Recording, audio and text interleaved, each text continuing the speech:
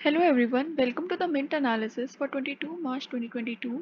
तो आज की हाईलाइट में है कि क्या रीज़न है जिसकी वजह से पीएफ इंटरेस्ट रेट जो है वो कम कर दिए गए हैं। तो इसमें सबसे पहले तो हम देखेंगे कि पीएफ का क्या एम होता है। तो पीएफ का एम होता है कि जो भी वर्कर्स इंडिया में काम कर रहे हैं उनको एक रिटायरमेंट के लिए एक सेफ्टी नेट प्रोवाइड कर देना कि आपको रिटायरमेंट के बाद इतना जो आपका अमाउंट जो आपने पीएफ में अपना डिपॉजिट किया है वो आपको मिलता रहेगा ओवर द टाइम। तो जो पीएफ इंटरेस्ट रेट्स हैं अब वो मिलते कहाँ से, सबसे पहले कि वो आते कहाँ से हैं। तो ये जो भी आप प्रोविडेंट फंड में पैसा डालते हो वो फर्दर गवर्नमेंट जो है कुछ उसमें से डेट में इन्वेस्ट कर देती है, कुछ इक्विटी में इंटरेस्ट कर देती है और उस पर जो है पैसा जो है रिटर्न हमें मिलता है।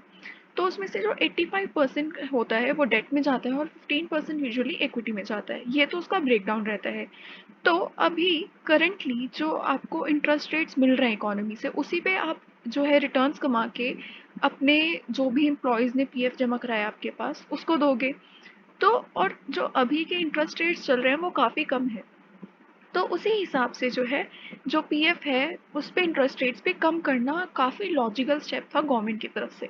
तो जैसे आप यहाँ पे देख रहे हो कि एफडी जो है ऑन एन एवरेज वो 5 to 5.5% जो है चल रही है, इंटरेस्ट रेट प्रोवाइड करती है। नेशनल सेविंग सर्टिफिकेट 6.8% करता है, पब्लिक प्रोविडेंट फंड जो है 6.8 to 7% करता है। तो इसलिए इम्पॉर्टेंट भी हो गया था कि पीएफ का इंटरेस्ट रेट जो है वो भी कम कर दिया जाए। और in case of earnings falling short of declared interest rates, अगर अर्निंग्स जो है वो जितना भी इंटरेस्ट रेट गवर्नमेंट ने बताया उससे कम हो जाती है तो गवर्नमेंट को जो है वो सब्सिडाइज करना पड़ेगा। उसकी वजह से गवर्नमेंट के ऊपर एक एक्स्ट्रा प्रेशर आ जाएगा और उसको प्रॉब्लम होगी इकोनॉमी को मैनेज करने में। तो अब जितना जो भी अब इंटरेस्ट रेट अगर कम होंगे तो उसकी वजह से किस किस चीज़ पे इफ़ेक्ट पड़ेगा वो हम देखते हैं। तो वो लोग जो कि पीएफ डिपॉजिट्स की तरफ देख रहे थे, उनको एक्यूमुलेट कर रहे थे अपने रिटायरमेंट फंड की तरह, उनके ऊपर सबसे बड़ा इम्पैक्ट पड़ेगा। लेकिन पीएफ जो अभी अमाउंट इन्होंने कम किया है, जो इंटरेस्ट रेट्स कम करे हैं, वो काफ़ी रिफ्लेक्टिव है कि अभी इंडिया की इकोनॉमी कैसी चल रही है। जैसे जैसे इंटरेस्ट रेट्स प्रेवलेंट है, जैसे एफडी में अभी कम चल रहा है, नेशनल सेविंग सर्टिफिकेट्स पर अगर अभी कम मिल रहा है इंटरेस्ट रेट्स, तो पीएफ पे भी वो एक रिफ्लेक्शन जो है वो पढ़ना ज़रूरी हो गया था और वो अब एक्चुअल में आ गया क्योंकि वो लोअर कर दिए गए इंटरेस्ट रेट, तो ये ज़रूरी सा हो गया था। तो आते आगे जाते वक्त क्योंकि इतने सारे लोग इंडिया के इस पीएफ के ऊपर डिपेंडेंट रहते हैं, तो कुछ ना कुछ स्टेप तो गवर्नमेंट को भी लेना चाहिए। तो इसकी वजह से क्या एक ऑप्शन निकल के आता है कैसे हम इस सिचुएशन से निकल सकते हैं और रिटर्न को हाई रख सकते हैं। तो उसका एक सबसे इम्पॉर्टेंट चीज़ हो गई कि आप अपने जो इक्विटी शेयर्स में इन्वेस्ट कर रहे हो इसके थ्रू वो थोड़ा बढ़ा दो। अभी आप 15% कर रहे हो तो हो सकता है अगर आप 50% करोगे तो आपको रिटर्न ज़्यादा मिलेगी और वो आप फर्दर अपने जो भी एम्प्लॉयज़ हैं उनको रिटर्न्स प्रोवाइड करो। तो ये एक लौता जो है वे आउट निकल के आ रहा है इस वक्त और इससे शायद ये प्रॉब्लम सॉल्व हो सकती है। अब नेक्स्ट चलते हैं मेन हेडलाइंस की तरफ। तो HUL in discussion to buy spice maker MDH. तो हिंदुस्तान यूनिलीवर एमडीएच को बाय करने की क्यों सोच रहा है और इसने इसकी इतनी हाई वैल्यू क्यों रखी है। तो इसने 15,000 करोड़ के आसपास इसको वैल्यू देने की सोच रहा है क्योंकि एमडीएच ने अपना ऑलरेडी एक कस्टमर बेस इस्टेब्लिश कर लिया है और वो पूरे इंडिया में एक अपील करता है कस्टमर्स को, यानी कि उसके जो जो भी मसाले हैं वो सारे इंडिया प्रेफर करता है। और क्योंकि दूसरा रीज़न ये भी है कि एक तो इसको तो कस्टमर बेस हो गया, दूसरा किसी भी कंपनी के लिए एक ऐसा चैनल या फिर ऐसी जगह इस्टेब्लिश कर पाना जहाँ पे वो state to state different taste को सर्व कर पाए बहुत मुश्किल हो जाता है। और एमडीएच ने ये ऑलरेडी कर लिया है, जहाँ पे जैसे अगर कहीं पे तीखा ज़्यादा पसंद है तो एमडीएच के लिए उसके लिए मसाले हैं, अगर कहीं पे मीठा पसंद है कुछ और तरीके का टेस्ट है वहाँ का तो उसके लिए भी मसाले हैं और उन्होंने काफ़ी अच्छा जो है वहाँ पे अपना बिजनेस को इस्टेब्लिश किया हुआ है। तो इस चीज़ को लेने के लिए, इसका बेनिफिट लेने के लिए एचयूएल जो है उसमें स्टेक बाय कर रहा है। और इसके अलावा क्या होगा कि एमडीएच ने ऑलरेडी कुछ जो जगह है वहाँ पे तो उसने इस्टेब्लिश कर लिया है, लेकिन एक चैलेंज रहेगा कि टीयर टू के सिटीज़ के आगे कैसे बढ़ा जाए। तो टीयर थ्री, टीयर फोर और फाइव पे जाना एक अभी भी चैलेंज रह जाएगा एचयूएल की तरफ और वो उसको एक्सपैंड करने की सोच रहा है कि कैसे एमडीएच को बाय करने के बाद उसमें स्टेक लेने के बाद हम एक्सपैंड कर पाएंगे बाकी इसमें। तो ये थी एमडीएच की news. Next is airfare surge as jet fuel prices hit a peak. तो एयरफेयर्स जो है वो बढ़ रहे हैं क्योंकि जेट फ्यूल प्राइसेस जो कि 30 to 40% ऑफ ऑपरेटिंग कॉस्ट के लिए अकाउंट करते हैं वो बढ़ चुके हैं। और हमने देखा था कि अराउंड 18% जो है इसका सर्च था इन न्यू दिल्ली। तो अगर इतना ज़्यादा जेट फ्यूल प्राइसेस बढ़ेंगे तो ऑब्वियसली जो एयर फेयर्स हैं वो भी बढ़ेंगे। Next news is B737 crashes in China with 132 people aboard. तो हमें ये आज ही न्यूज़ मिली कि चाइना में जो है एक एयरप्लेन क्रैश हो गया है जिसमें 132 लोग थे। Next is current inflation spike above 6% is only transitory. तो मिस्टर मिस्टर शक्तिकांत दास ये कहना चाह रहे हैं कि जो इन्फ्लेशन अब जो 6.07% पहुंच गया था फरवरी में, तो जनवरी में हमने देखा कि 6.01% था और फिर अब 6.07% इन फरवरी। तो इसको टेंशन को ईज करने के लिए शक्तिकांता दास कह रहे हैं कि ये ट्रांजिटरी है, ये एक शॉर्ट पीरियड ऑफ टाइम के लिए रहेगा, आगे जाकर ये कंट्रोल हो जाएगा। और साथ के साथ ये भी कह रहे हैं कि हमने एक्सपेक्ट किया था कि 4.5% के आसपास जो है रहेगा, लेकिन क्रूड ऑयल प्राइसेस जो हैं वो बहुत ज़्यादा ऊपर नीचे हो रहे हैं। इसलिए अभी काफ़ी अनसर्टेनिटी बनी हुई है मार्केट में, लेकिन आने वाले टाइम में ये आपको ब्रैकेट्स में आता हुआ नज़र आएगा। तो इसमें ये कह रहे हैं कि क्योंकि क्रूड ऑयल प्राइस पहले 130 था, फिर 99 हो गया, फिर 112 हो गया, तो अभी तो ये हिल रहा है, लेकिन आने वाले टाइम में वो एक रेंज जो है अपनी पकड़ लेगा। और जो नेक्स्ट 2026 तक जो इन्होंने एक टारगेट सेट किया कि 2 to 6% के बीच में इन्फ्लेशन रहेगा, वो उसको सर्व कर पाएगा।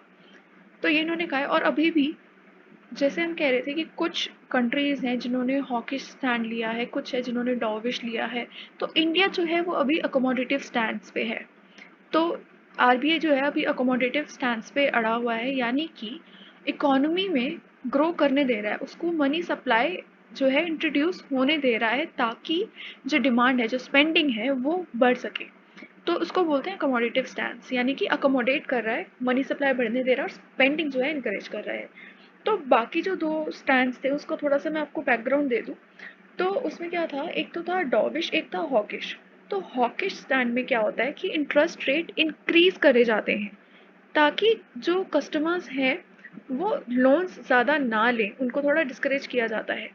और जो डोविश स्टैंड होता है उसमें क्या होता है कि इंटरेस्ट रेट्स कम कर दिए जाते हैं ताकि लोग ज़्यादा से ज़्यादा पैसा लें और लिक्विडिटी इकोनॉमी में बढ़ जाए। तो ये होते हैं स्टैंड्स। इसके अलावा हमने भी हॉकिश देखा, डॉविश देखा, अकोमोडेटिव देखा। चौथा होता है न्यूट्रल स्टैंड, जहाँ पे कि वो ऐसा कोई स्टैंड कुछ करता नहीं है स्पेसिफिकली जो मनी सप्लाई उसको बढ़ाने या घटाने के लिए, डिमांड को बढ़ाने या घटाने के लिए, या फिर इंटरेस्ट रेट के साथ वो कोई छेड़छाड़ नहीं करता, वो न्यूट्रल रहता है।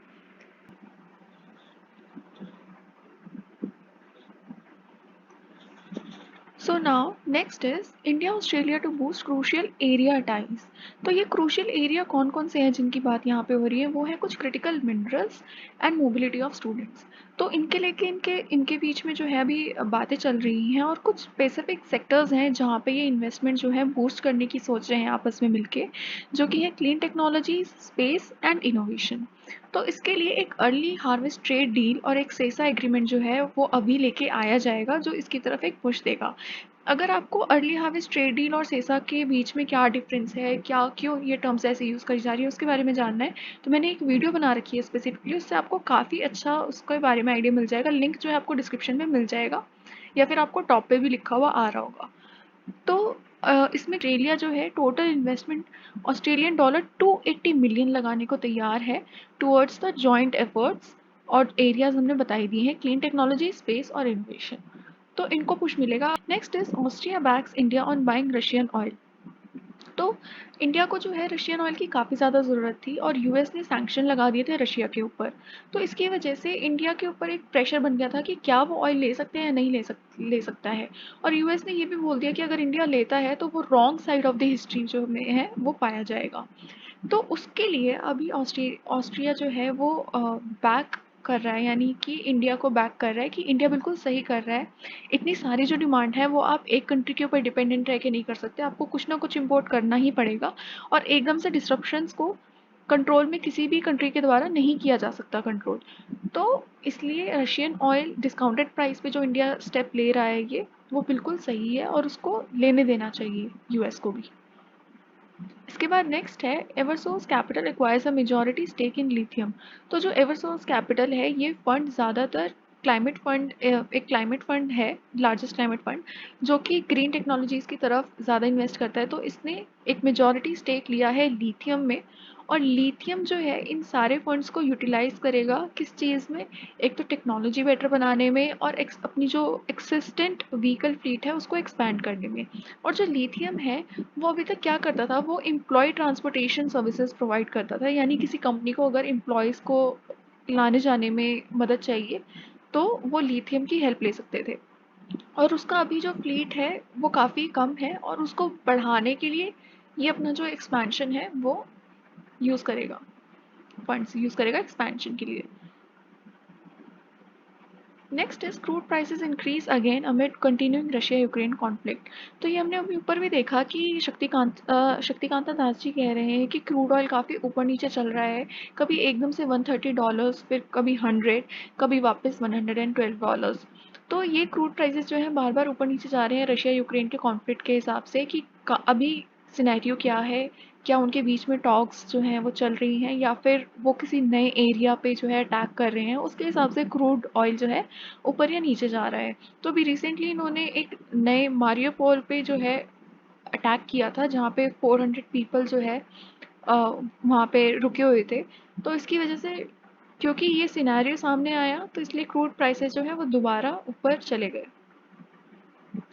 Next is business as usual for Indian pharma companies despite Russia Ukraine war. तो ऐसा क्यों हो रहा है कि सैंक्शंस तो लगाए गए हैं मॉस्को पे, लेकिन ये जो सैंक्शंस लगाए हैं उसमें फार्मा इंडस्ट्रीज नहीं आती। तो इसलिए इंडियन फर्म्स अभी भी एक्सपोर्ट कर रहे हैं अपने फार्मा प्रोडक्ट्स इन रशिया को और मॉस्को को और यूक्रेन को। और इसके अलावा जो है मेडिसिन भी सप्लाई की जा रही है टू रशिया एंड यूक्रेन।